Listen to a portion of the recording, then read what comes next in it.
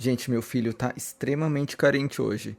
Então, vocês vão ter que aguentar ele aqui no meu colo, tá? Fica aqui quietinho, fica. No início dos anos 2000, o mundo da música foi surpreendido por um fenômeno vindo da Rússia, o duo feminino Tatu. Com uma mistura de eletrônico com pop, uma imagem super ousada e umas temáticas bem polêmicas pra época, elas fizeram exatamente o que os produtores queriam.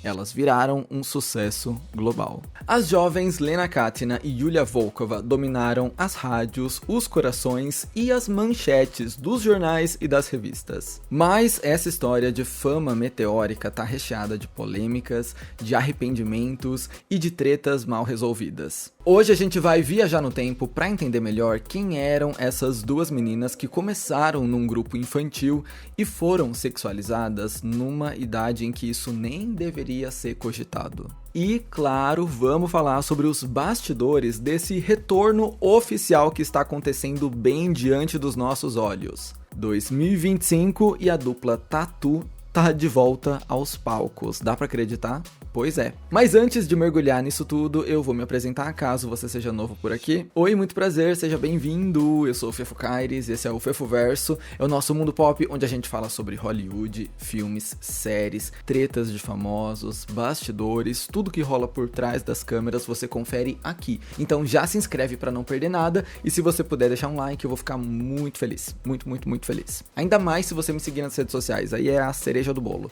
É a cauda desse morango do amor. Tá, agora, bora. A identidade do Tatu foi diretamente inspirada num filme sueco que fez o maior sucesso em 1998. O nome dele é Show Me Love e aqui no Brasil ele ficou conhecido como Amigas de Colégio. Nele, a gente acompanha duas adolescentes que, depois de um beijo que começou como uma aposta, passam por uma crise de identidade e começam a tentar entender o que realmente sentem uma pela outra. E foi com esse pano de fundo em mente que o Ivan Shapovalov, que era ex-diretor de publicidade, decidiu qual seria a pegada do novo projeto musical que ele estava criando. Ele colocou esse plano em prática com duas meninas que ele tinha recrutado de um grupo infantil chamado Neposed, a Lena Katina e a Yulia Volkova. Aliás, uma observação aqui, caso você, como eu, não tenha crescido na Rússia, o Neposed é um projeto que tem uma vibe meio Clube do Mickey, sabe? É um grupo de crianças que cantam e dançam e que vai trocando os membros conforme eles crescem. Então, as duas começaram lá. Mas voltando ao Tatu. O primeiro single delas foi Ya Sochla Sma, que depois virou o famoso All the Things She Said, na versão em inglês. E essa aqui foi uma aula de como fazer uma estreia impactante. Uma letra provocativa sobre um amor proibido e julgado pela sociedade, um clipe extremamente controverso mostrando duas garotas em roupa colegial se beijando na chuva e, de quebra, um refrão extremamente viciante. Em pleno ano 2000, no dia seguinte estava na boca do povo. E a gente sabe que a Rússia não é o país mais amigável do mundo para a comunidade LGBTQIAP+, né? Vale lembrar que o Putin já criou leis que proíbem a propaganda de relações não tradicionais e recentemente classificou o movimento LGBT como organização extremista e terrorista. Mas, por mais bizarro que pareça, a Rússia dos anos 2000 era mais permissiva com expressões LGBT do que é hoje. Ainda era um país super conservador, claro, mas não tinha leis que criminalizavam o simples fato de falar sobre amor entre duas mulheres, por exemplo. Mas ainda assim, o que elas fizeram lá foi e sempre vai ser controverso. O próprio Shapovalov, que era produtor por trás da dupla, chegou a dizer que elas eram um projeto de com menores de idade. Sim, a descrição mais nojenta do mundo.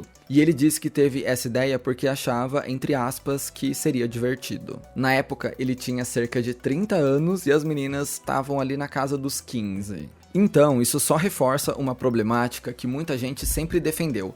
O Tatu foi um produto pensado pelo olhar masculino para o olhar masculino. E quando esse clipe de estreia começou a viralizar na TV russa, o sucesso foi imediato. Como disse a própria Lena numa entrevista, abre aspas, em 2 semanas a música se tornou o número 1 na MTV Rússia e então, boom, acordamos famosas no dia seguinte. Aí veio o contrato com a Universal e em 2001 elas lançaram o primeiro álbum que ganhou sua versão totalmente em inglês no ano seguinte, 2002, o 200 km por hora in the wrong lane. A gente não precisa traduzir medida, né? É 200 km por hora e acabou. O sucesso foi estrondoso. Milhões e milhões de cópias vendidas no mundo todo. O Tatu foi da Rússia pro resto do globo numa época em que não era tão fácil assim fazer essa conexão. Pensa, não tinha YouTube, não tinha redes sociais, não tinha TikTok, e de algum jeito elas tocaram em todo canto. Até no Brasil, gente, tem uma passagem delas pela Hebe, simplesmente icônica. Recomendo que vocês vejam no YouTube, porque a Hebe era uma figura. O ponto é, da Rússia pra fama mundial. Mesmo que você não estivesse lá quando o Tatu surgiu, já dá pra imaginar, pelo que eu tô te contando, que uma parte enorme do sucesso delas veio justamente dessa imagem super polêmica e dessa sexualização que foi construída em cima da dupla. Você já ouviu o termo queerbaiting na internet? É quando um personagem dá a entender que é gay, por exemplo, sem nunca confirmar ou negar, só naquela enrolação para atrair a curiosidade e a atenção da comunidade LGBT. Você fica jogando iscas para a comunidade morder, sabe? Então, antes da popularização desse termo, já existia o Tatu. O produtor, o Ivan Shapovalov, criou toda uma narrativa de que a Lena e a Yulia eram um casal de adolescentes apaixonadas, o que desafiava super a moral conservadora da época. E é claro que isso deu muito certo, até pelos motivos errados. De fato, a dupla atraiu muitos jovens que se identificavam com esse estilo mais subversivo às regras. A dupla realmente se conectou com a comunidade queer como um grito de liberdade e rebeldia, mas a dupla também era muito visada por aquela parte do público que só queria ver duas adolescentes se pegando mesmo. Entendeu? No fim das contas, a verdade é que o romance era só estratégia de marketing. A história de amor entre as duas meninas era 100% ficção. Anos depois, quando o grupo já tinha até acabado, as duas falaram sobre isso abertamente. A Yulia disse o seguinte: ele, o Ivan, passava seu tempo pensando em escândalos em vez de planejar o nosso trabalho artístico. Tenho certeza que nossos fãs preferem ouvir novas músicas e novos álbuns a novos escândalos. Já a Lena também falou sobre isso, abre aspas. Ele nos fez parecer lésbicas quando estávamos apenas cantando para lésbicas. Queríamos que as pessoas as entendessem e não as julgassem. Queríamos que as pessoas entendessem que elas são tão livres quanto qualquer outra pessoa. De qualquer jeito, o tema causou polêmica, protestos e censura. Não só pelo apelo à sexualização de duas adolescentes, mas também porque esse conceito ainda era visto por muitos como algo que não deveria ser validado publicamente. O clipe de All the Things She Said, inclusive, chegou a ser proibido em alguns países e foi considerado inapropriado pela MTV britânica. Foi no meio de uma chuva de críticas e polêmicas que o Tatu cresceu e conquistou o mundo. Entre 2002 e 2004, a dupla lançou vários hits, como Not Gonna Get Us e All About Us. Elas estavam em tudo quanto é canto. Participaram de programas na Europa, nas Américas, no Japão, foram indicadas em prêmios estadunidenses como o MTV Video Music Awards e muito mais. Inclusive, tivemos um crossover dos temas do Fefoverso quando elas foram anunciadas no palco do MTV Video Music Awards pela Amanda Bynes e pela Hilary Duff. Aliás, esse vídeo inteiro é um surto. Tá? Porque a performance é icônica. O palco fica tomado por mulheres tirando a roupa e jogando em direção ao público, e em determinado momento do vídeo corta pro P. Diddy pegando uma dessas peças. Sério, o Fefoverso inteiro num recorte só. Como pode? Enfim, enquanto a mídia tradicional torcia o nariz para tudo que elas representavam, o público jovem pirava. Elas estavam em todas, até no Eurovision, representando a Rússia. Mas se a gente for falar sobre as polêmicas, é impossível não citar o que rolou enquanto elas promoviam lá nos Estados Unidos em 2003. As meninas usaram camisetas que diziam "Dane-se a guerra", versão censurada aqui, tá? Em um protesto direto contra a guerra do Iraque, mas como a frase estava em outra língua, passou. Depois, a NBC censurou o ato e proibiu a dupla de se apresentar na emissora de novo. Aí, no próximo talk show que elas foram, o do Jimmy Kimmel, que foi um show de horrores, tá? Se a gente acha ele sem graça hoje, imagina a versão escrota e sem filtro dos anos 2000. Enfim, nesse programa, elas usaram camisetas com a frase censuradas. E é claro que toda a polêmica alimentava ainda mais a repercussão delas. Depois de alguns anos bem agitados, em 2005, já com o Ivan Shapovalov fora do time que cuidava da carreira delas, a dupla lançou o seu novo álbum intitulado Dangerous and Moving, acumulando mais alguns milhões em vendas e trazendo um dos seus maiores hits, Gomenasai, que eu amo. Mas o segundo álbum do Tatu não teve o mesmo impacto que o primeiro. Com o passar do tempo, o grupo passou a ter menos visibilidade. O escândalo já não era mais novidade, pelo contrário, o pessoal já sabia que tudo era marketing, até porque a Yulia estava grávida em 2004, e a imagem do grupo passou a ser afetada por uma série de cancelamentos de shows e de ausências em compromissos. Com o tempo, o brilho do Tatu foi se apagando. Entre versões russas e americanas, a dupla lançou um terceiro e último álbum em 2009, o Waste Management. A partir daqui, elas anunciaram que o dueto não seria mais um projeto de tempo integral, porque elas iam se dedicar a construir suas carreiras solos. E de 2009 em diante, houve um rompimento público entre as cantoras. Lena e Yulia entraram numa treta pública e explícita que escancarou pro mundo inteiro o fim da amizade. Pra você ter ideia, em 2010, pouco antes do anúncio oficial do fim do Tatu, que só viria no ano seguinte, 2011, a Yulia deu uma entrevista dizendo que a carreira solo da Lena era estúpida e falando que ela anunciava um show solo pra cantar as músicas do Tatu. Assim, na lata. E o grupo nem tinha acabado ainda. Olha, só pra você não se perder na timeline. O último álbum foi em 2009, aí elas anunciaram que não iam dedicar 100% do tempo ao Tatu, porque elas iam começar as carreiras solos. Aí em 2010, enquanto elas trabalham como solistas, rola essa treta, essas indiretas trocadas de forma pública, e a nota oficial de que o Tatu tinha chegado a um fim veio só em 2011. Apesar disso, apesar do fim oficial e de um claro afastamento, elas ainda faziam uma aparição aqui e outra ali juntas. Mas o negócio nunca mais foi o mesmo. Existe um curta documentário chamado Música Sem Maquiagem, que acompanha uma pseudo-reunião das duas que aconteceria em 2014, quando elas voltaram aos palcos para a cerimônia de abertura dos Jogos Olímpicos de Inverno. E nesse doc, a gente consegue ver que elas não estavam mais na mesma página. Sabe quando duas pessoas terminam um relacionamento, um namoro, por exemplo, e se reencontram 5 anos depois, tipo, oi, tudo bem? Bem, você? Ah, bem também. Mas fica aquele subtom de mágoa e rancor guardado ali? Me deu essa vibe, o reencontro delas de 2014. Eu acho que essa separação delas de 2009 e 2010 foi uma coisa bem agridoce, principalmente levando em conta o que a Yulia dizia da Lena, quando elas nem tinham encerrado o trabalho oficialmente ainda, e eu acho que isso nunca foi propriamente digerido. Nesse retorno especial de 2014, a Yulia discutia até sobre como a Lena se portava no palco, dizendo que agora ela queria ser a líder do Tatu e ficar chamando a atenção de todos enquanto performa. Tudo que uma fazia incomodava a outra. Pra você ter noção, nessa época, elas anunciaram um single especial para a trilha sonora de um filme, e a Lena disse que só participou desse trabalho por obrigação contratual, e mesmo assim ela exigiu que elas não filmassem o clipe juntas porque ela não queria ver a Yulia na frente dela. Ela também publicou um vídeo no YouTube cancelando qualquer projeto futuro da dupla e dizendo que foi até chantageada pela Yulia, que supostamente teria dito que se a Lena não fizesse as coisas do jeito dela nesse comeback, ela acharia uma outra ruiva para fazer a substituição. Olha que doideira.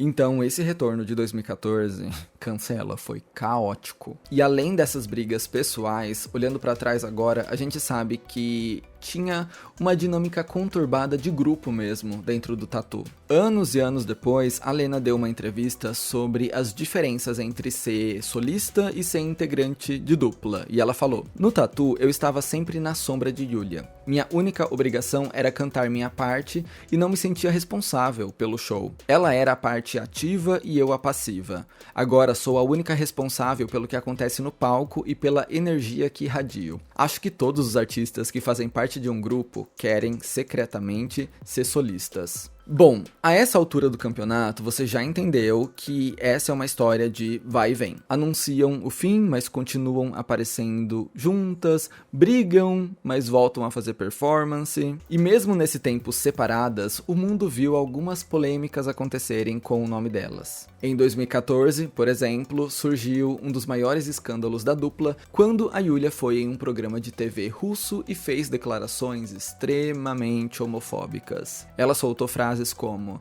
"Um homem de verdade deve ser um homem de verdade. Duas garotas juntas não é o mesmo que dois homens juntos. Sim, eu condenaria um filho gay. Deus criou o homem para procriar."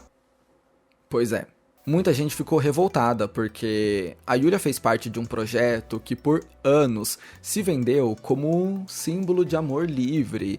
E aí ela vem e mete uma dessa agora, sabe? Anos e anos depois de ter lucrado tanto com a comunidade. A Lena na época se posicionou rápido e foi firme, abre aspas. "Tenho visto alguns comentários ultimamente sobre a minha posição em relação à comunidade LGBT. Posso dizer uma coisa: Deus nos ensina a viver com amor, a sermos tolerantes e a não julgar os outros. E é isso que eu faço. Amor é amor, e é um sentimento maravilhoso. Acho que todo mundo deveria ser livre para amar quem quer amar e estar com quem quiser passar a vida.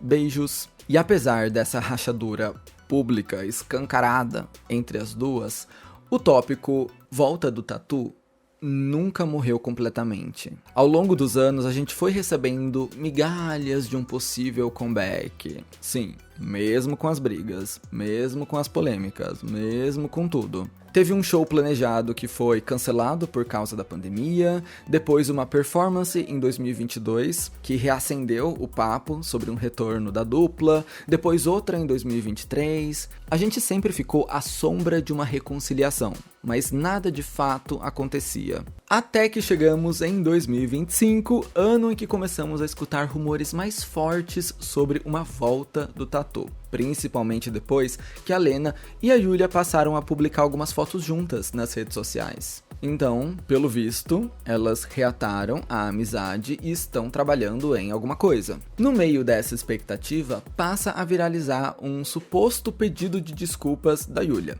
dizendo que estava arrependida, que havia sido imatura e que agora ela queria ser aliada da comunidade LGBTQIAP+. No mesmo comunicado, ela supostamente declarava oposição ao governo Putin, o que parecia estranho, já que em 2021 ela se candidatou como deputada pelo partido que apoia ele. E esse pedido de desculpas chegou a ser noticiado em jornais e sites como se fosse real, mas na verdade não é. Ou pelo menos a gente não tem certeza. O post foi apagado e depois classificado como falso pela conta de notícias do Tatu. Apesar disso, a conta que publicou o pedido continua postando como se fosse perfil oficial da dupla. Então, não sei. Talvez seja só uma fanbase se passando por elas. O ponto é, até hoje, a Yulia nunca se pronunciou sobre as coisas que falou em 2014. Mas o retorno delas não era falso, esse aconteceu mesmo. Elas voltaram, recentemente fizeram um show juntas, estão postando fotos no Instagram, jantando lado a lado e tudo indica que elas estão amigas novamente. Talvez agora sim a gente veja um retorno oficial do Tatu em praticamente 15 anos. Vamos continuar acompanhando para ver o que vai sair disso, se serão só algumas performances e shows específicos, ou se esse momento pode se transformar em um novo álbum da dupla, quem sabe. Mesmo com todas as idas e vindas, mesmo com todas as polêmicas, o impacto delas continua sendo enorme. O Tatu abriu caminho para diversos artistas e ainda levantou discussões, nem sempre da forma ideal, sobre representatividade, sexualidade sexualidade e imagem feminina. Pra muita gente da comunidade LGBT nos anos 2000, ver duas garotas se beijando na televisão foi um marco. Pode até ter sido encenação, mas o efeito foi sentido. Eu, como criança e pré-adolescente que fui, nunca vou esquecer o que eu sentia quando eu escutava A Ponte, de All The Things She Said. Quando elas cantam, pai, mãe, olhe pra mim, será que algum dia eu vou ser livre? Será que eu passei do limite?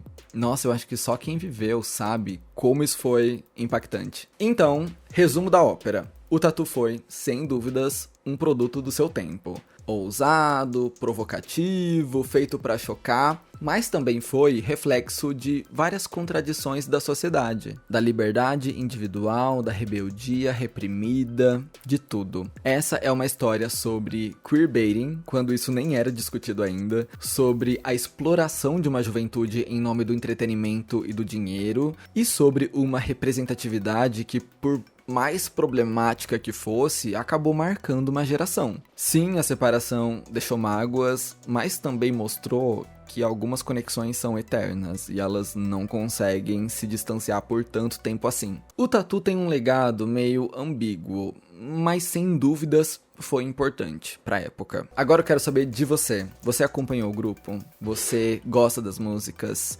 Você tá ansioso pra esse retorno? O que você espera desse comeback delas? Você acha que mesmo sendo tudo encenação, valeu a pena? Comenta a sua opinião sobre o Tatu aí embaixo. Eu espero que vocês tenham gostado desse vídeo com a história completa delas. Se gostou, deixa um like, se inscreve aqui no Fefoverso, vai me seguir nas redes sociais e a gente se vê no meu próximo vídeo. Eu espero que esse vídeo não tenha ficado muito confuso, porque gravando, nossa, eu achei que...